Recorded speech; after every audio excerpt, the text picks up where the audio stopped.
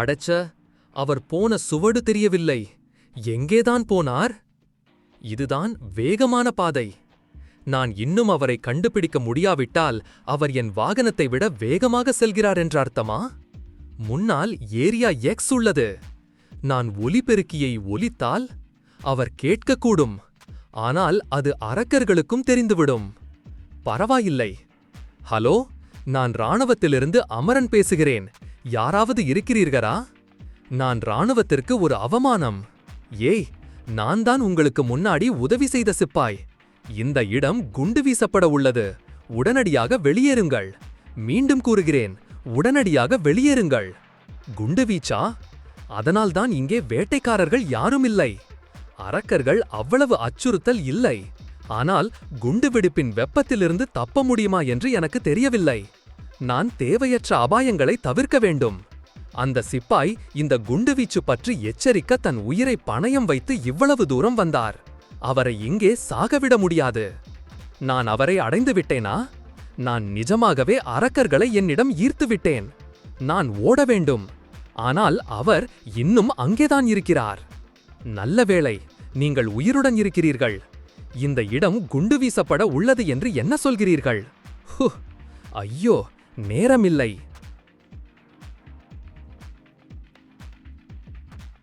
வா, major general, 100% குண்டுவீச்சு முடிந்தது. எத்தனை அரக்கர்களை வீழ்த்தினோம் என்பதையும் தப்பியவர்கள் எங்கு செல்கிறார்கள் என்பதையும் கண்காணிக்க ட்ரோன்களை பயன்படுத்துங்கள். ட்ரோன்கள் எந்த உயிர் அடையாளத்தையும் கண்டறியவில்லை. என்ன, தப்பித்த அரக்கர்கள் எங்கே போனார்கள்? அரக்கர்கள் இன்னும் குண்டுவீச்சு பகுதிக்குள்தான் இருக்கிறார்கள்.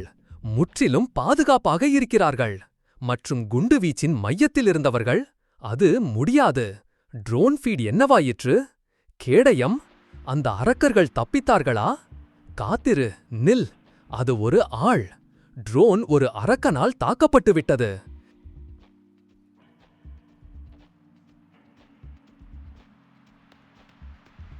எல்லா தொடர்பும் துண்டிக்கப்பட்டு விட்டது. இந்த தாக்குதல் அலை வித்தியாசமாக இருக்கும் என்று அவர்கள் சொன்னார்கள். ஆனால் அங்கே என்ன நடந்தது? நாங்கள் ட்ரோன்கள் மூலம் அவர்களை கண்காணிக்கிறோம் என்று அவர்களுக்கு தெரியும். காரிகான் அர்பாவிலிருந்து தனி வீரர். முழு பின்வாங்கள். சுவர்களை பிடித்துக் கொள்ளுங்கள். அவர்கள் சுவர்களை நோக்கி வரவில்லை. அப்படியானால் எங்கே போகிறார்கள்? B-22 area. ஆனால் அது மர்மமான வேட்டைக்காரர் போன இடம் அதுதான். மீதமுள்ள எங்கள் ட்ரோன்கள் அனைத்தையும் பிசுக்க அனுப்புங்கள். அரக்கர்களின் முன்னேற்றத்தை என்ன தடுத்தது என்று நாம் கண்டுபிடிக்க வேண்டும். நான் உயிருடன் இருக்கிறேன். நான் உயிருடன் இருக்கிறேன். கொண்டாட இது சீக்கிரமாக இருக்கிறது. நீங்கள் உயிருடன் இருந்தால் அரக்கர்களும் உயிருடன் இருக்கிறார்கள். அவர்கள் இங்கேதான் வருகிறார்கள். கீழே. அதாவது அது ஒரு இராணுவ ட்ரோனா? அரக்கர்கள் ட்ரோனை தாக்கினார்களா? இது இதற்கு முன் ஒருபோதும் நடந்ததில்லை. உங்கள் ஆச்சரியத்தை பிறகு வைத்துக் கொள்ளுங்கள். நாம் இங்கிருந்து ஓடிவிடலாம். இந்த அரக்க கூட்டத்தில் இருக்க ஒவ்வொரு மான்ஸ்டர் லெவல் 50க்கு மேலதான் இருக்குதுங்க. இந்த தாக்குதல்ல அந்த அரக்க கூட்டங்கள் தான் ஜெயிக்க போகுதுன்னு நினைக்கிறேன். அவர்களின் தலைவன் லெவல் 90. அந்த குண்டுவெடிப்பில் ஒரு சிறு கீறல் கூட இல்லையா? அவ்வளவுதான், முடிச்சு விட்டீங்க போங்க. இங்கே நாங்கள் சாக போகிறோம். நாங்கள் இருவரும் அன்ஹார்ம்டு. குண்டுவெடிப்பால் அவர்களை கொல்ல முடியவில்லை என்றால் அவர்களை அடித்துதான் கொல்ல வேண்டும். நீ ஜீப்பில் ஒளிந்து கொள். ஹீரோ தாவி போய் அந்த கூட்டத்தில் இருக்கிற அரக்கன களைய கையாலே கொன்னு சாய்க்கிறான். அதுல ஒரு அரக்கன் சங்கிலி கத்தி வச்சு நம்ம ஹீரோவை அட்டாக் பண்ண, அந்த அட்டாக்க நம்ம ஹீரோ தடுத்து அசால்ட்டாவே ஜம்ப் பண்ணி அதுக்கு ஒரு குத்து ஓடுறான். அந்த குத்துல அந்த மான்ஸ்டரோட தலை துண்டா பறக்குது. அந்த முண்ட மேல இப்ப 2 பேரும் நிக்கிறாங்க. 2 பேரும் நேருக்கு நேர் பார்த்துவிட்டு அவனது இருப்பை உணர்கிறாயா? நான் இறுதியாக ஹீரோ அடிச்சு கொன்னு மான்ஸ்டர் எல்லாம் ரீஜெனரேஷன் ஆகுது. உன்னை கண்டுபிடித்து விட்டேன். ஆபிஸ் விதை திருளா, என்னுடையதை திருப்பிக் கொடு. என்ன பேசுகிறாய் நீ? மற்றொருவரின் சக்தியை எடுத்துக்கொண்ட குற்றத்திற்காக நீ உன் உயிரை கொடுக்க வேண்டும். நம்ம ஹீரோவை அட்டாக் பண்ண சில கம்பிகளை அவன் ஏவி விடுறான். ஆனா அந்த கம்பியும் நம்ம ஹீரோ அசால்ட்டா ஷீல்டு வச்சு தடுத்துறான். இதுதான் உன்னுடைய முழு சக்தி என்றால் நீ என்னை கொல்ல முடியாது. அந்த அரக்க கைய வச்சு நம்ம ஹீரோவை பிடிக்கலாம்னு வரும்போது பின்னாடி ஒரு ட்ரோன் அட்டாக் பண்றதுக்கு வருது. ஓடினின் காகம் என்னை பார்க்கிறதா? இல்லை, அது ஒரு மனிதர்களால் உருவாக்கப்பட்ட நகல். ஏய், உனக்கு உண்மையிலேயே என்னை கொல்ல வேண்டுமென்றால் இன்னும் தீவிரமாக வா. அவன் மறைந்து விட்டான். இந்த அருவருப்பான மனிதர்களால் கண்காணிக்கப்படுவது எவ்வளவு வெறுக்கத்தக்கது. இந்த குறைந்த நிலை படைப்புகள் என்னை அருவருக்க வைக்கின்றன. அனைத்து பார்வையாளர்களையும் அழித்து விடுங்கள். சே, அவன் என் ட்ரோனை அழித்து விட்டான். ஆனால் எப்படியோ என் பணியை முடிக்க முடிந்தது. பேய்கள் பாதை மாறியதற்கு காரணம் இந்த ஆள்தான். தாக்குதலை தனியாக எதிர்கொண்ட வேட்டைக்காரன் இவன். கமாண்டருக்கு இவனை தெரிவிக்க வேண்டும். நான் கண்டுபிடிக்கப்பட்டு விட்டேன். ஐயோ, என் ஊழியர்களே, அனைவரையும் கொல்லுங்கள். உன்னைப் போல ஒரு பலமான வேட்டைக்காரன் இருந்தால் பலரை காப்பாற்ற முடியும் என்று நான் உறுதியாக நம்புகிறேன். ஏய், நான் நீ முன்பு உதவிய சிப்பாய். இந்த பகுதி குண்டு வீசப்பட உள்ளது. சே, ஏதோ சிக்கிக்கொண்டது. ஒரு எதிரியை வேட்டையாட அவர்களின் தலைவனிடமிருந்து தொடங்க வேண்டும். நீங்கள் முடிந்தவரை பலரை காப்பாற்ற விரும்பினால் உங்கள் எதிரிகளை முடிந்தவரை விரைவாக கொல்ல வேண்டும். அந்த மனிதனுடன் இணைந்ததால் அந்த பெரிய அரக்கனின் தாக்குதல் சக்தி அதிகரித்துள்ளது. நீ ரொம்பத்தான் விடாப்பிடி. என்ன இவன் என்னைப் போலவே இருக்கிறான். அவ்வளவு சக்தி வாய்ந்த ஆற்றல் எழுச்சி. அந்த வாள் ஆபத்தானது. நான் உன்னை கொல்வேன். பள்ளத்தாக்கின் விதை, அதுதான் உன் விதி. சே, அதுவும் பயனற்ற போனதா? ஆனால் ஏன், அது என் கற்பனையாக இருந்ததா? இந்த ஆற்றல் எழுச்சி பள்ளத்தாக்கின் சக்திக்கு கிட்டத்தட்ட சரியாக ஒத்திருக்கிறது. மற்றொருவரின் ஆயுதத்தை திருடுவது மட்டும்தான் உங்களால் முடியுமா? அது காணாமல் போய்விட்டது. இது அபிஸோட சக்தி. நான் இன்னும் கண்டுபிடிக்காத பல பயன்பாடுகள் இதற்கு இருப்பதாக தெரிகிறது.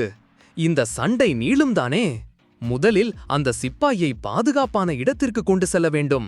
உங்களுக்கு உயரத்தை பார்த்தால் பயமில்லையா? ஓ ஆம். நாம் பறக்கிறோம். முட்டாளே, பாதாளத்தின் சக்தியை சாதாரணமாக நினைக்காதே. பலம் வாய்ந்தவர்கள் பலவீனமானவர்களை பாதுகாக்க இருப்பதில்லை.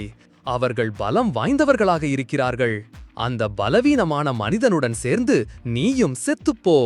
அது வேகமாக இருக்கிறது. நான் ஓடினாலும் அது எங்களை பிடித்துவிடும். அப்படியானால் நான் அதை நசுக்குவேன். வேலை செய்ததா? இல்லை, எந்த பாதிப்பும் இல்லை. அப்படியானால் அதுதான் உண்மையான உடல். வா சே, காரிலிருந்து வெளியே வா. பக்கத்துல வராதே. பயப்படாதே. பரிதாபமான ஆட்டுக்குட்டியே, நான் உன்னை வீட்டிற்கு அழைத்துச் செல்கிறேன். ஞார் சே, இப்போது கோபமாக இருக்கிறீர்களா? அவ்வளவு கோபப்படாதே. பார், அவன் இன்னும் சாகவில்லை. பார்த்தாயா, அவன் உன்னை பார்த்து சிரித்தும் கொண்டிருக்கிறான். மரணத்தை வெல்லும் கலை. உங்களுக்கு விருப்பமான அனைவரும் உங்கள் கண்முன்னே இறப்பதை காண்பது என்ன ஒரு அழகான விதி. பாதாளத்தின் விதையே, நீங்கள் மற்றவர்களின் கண்ணியத்தை மிதிப்பதிலும் இன்பம் காண்கிறீர்களா? வெளிப்படையாக சொல்ல தேவையில்லை. ஹீரோ நோக்கி அட்டாக் பண்றதுக்கு கிறிஸ்டல்ஸ் எல்லாம் அனுப்பிச்சு விடுறப்ப ஹீரோ அதெல்லாம் பயப்படாம அதுக்கு எதிரா போறான். அந்த அட்டாக் எல்லாம் நம்ம ஹீரோவோட உடம்ப கிழிச்சுக்கிட்டு போகுது. அவனோட கைய ஓங்கி ஒரு குத்து விடுறான் பாருங்க. அந்த குத்துல அந்த இடமே அதிர்ந்து போகுது. அந்த நேரத்துல அமரன் சோல்ஜர் வேற கீழே விழுகிறான். நம்ம ஹீரோ போய் கேட்ச் புடிச்சிட்டு என்ன மன்னிச்சிரு அப்படின்னு சொல்றான். இதில் நீங்களும் சிக்கிக் கொண்டீர்கள். அடுத்ததா நம்ம ஹீரோவுக்கும் வில்லனுக்கும் 1v1 நடக்க போகுது. ஹீரோ உம்மால இருடா வரண்டான்னு சொல்லி அட்டாக் பண்றதுக்கு பாயறான். இது பயனற்றது. பாதாளத்தின் சக்தியை கையாள முடியாத ஒரு புதியவன். என்னை தோற்கடிக்க முடியாது. இந்த மாதிரி நம்ம ஹீரோ வில்லனை வெறித்தனமா அட்டாக் பண்ணி பறக்க விட்டுட்டு இருக்கான். நீ ஒரு பொருட்டல்ல. சாத்தியம். உண்மையாகவே என்னை காயப்படுத்தினாயா? மனிதர்கள் வளருவார்கள் முட்டாளே.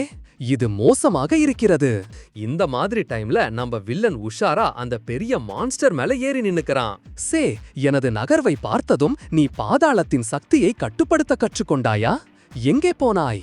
என்னடா பின்னாடி காத்து வருதுன்னு திரும்பி பார்த்தா நம்ம ஹீரோ பறந்து மூஞ்சில குத்து விடுறதுக்கு வரான்.